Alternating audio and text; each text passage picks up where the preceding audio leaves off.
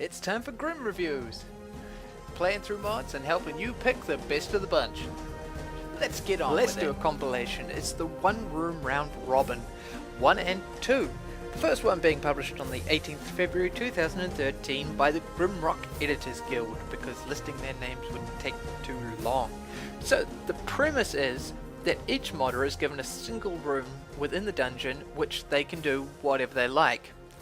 Now, the first one provided an excellent dungeon. There's a good mixture of rooms, interesting puzzles, and all of them well done. It's got plenty of custom assets, and it looks good. My primary problem with it is because it's linear, and all the rooms are of differing quality and style, is that quite often I would get stuck, because it can be quite difficult. It's also a mixed bag in terms of how the rooms lay out. There's no real consistency between the rooms, and you may get to the point where you're thinking, I really don't like this one. This one was great, that one was bad. It's a mixed bag, and because you have to play through each and every room, it is a bit of a worry. Overall, though, it is very good, and I would recommend that you play it before you play the One Room Round Robin 2. Not because this is, required in any way, but because the One Round Round Robin 2 will make this look like rubbish in comparison, because it's really good. Let's talk about it now.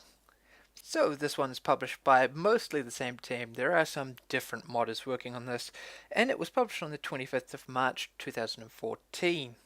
So, same deal, but improved.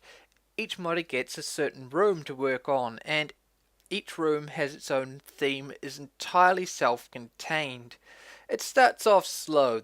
I found the prison area at the start to be tedious and annoying to play through, but once you get into it, it's very good. And certainly, again, a mixed bag. Now, this one improves over the first one, both in visuals, the use of assets, the cleverness of the puzzles. It's far, far cleverer puzzles. And perhaps best of all, in my opinion, is the fact that I can now skip certain rooms, because I got stuck certainly on Billick's room in the first one, and it was terrible. In Round Robin 2, if you do get stuck on a particular room, you can bypass that. You collect a key within each room by completing it, and the more keys will obviously get you certain bonuses throughout the dungeon, but you don't need all the keys to progress, only a certain number, and that will let you bypass certain rooms. So if you do struggle, you can skip them. Overall, the rooms are all well done. There's an introduction of novel mechanics, clever ideas. This is the best of the best modders, just doing fantastic stuff. You can see it here. This is just, it's fantastic. Now, again, I said a lot of different modders working. It's not all of the same quality, and that is both a strength and a weakness. Obviously, the weakness being that some of them aren't up to the same level as the others, but the strength being that you do get a few mods which are a few rooms which are a lot easier, and you can just sit down and enjoy them. And that's good. You want those rooms where you can just play through and feel good for beating them instead of having to grind through another difficult room. You feel that sense of accomplishment. It's good to see that mix actually works quite well in this. On top of this, you've got item crafting. There is so much going here.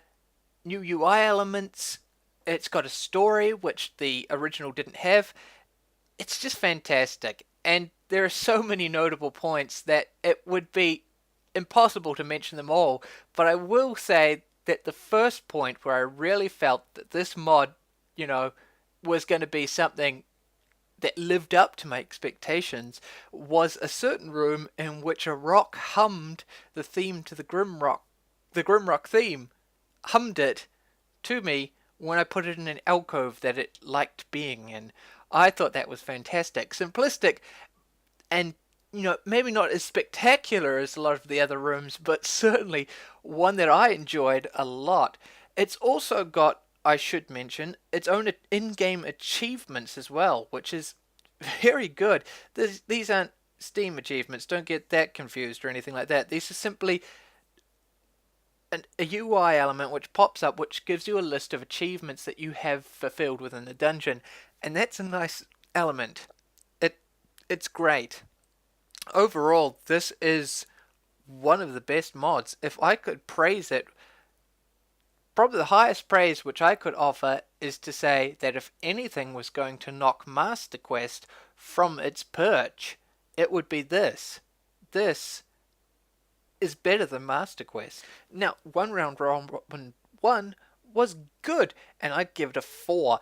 It's solid. It's got interesting puzzles, interesting new assets, objects. It looks great.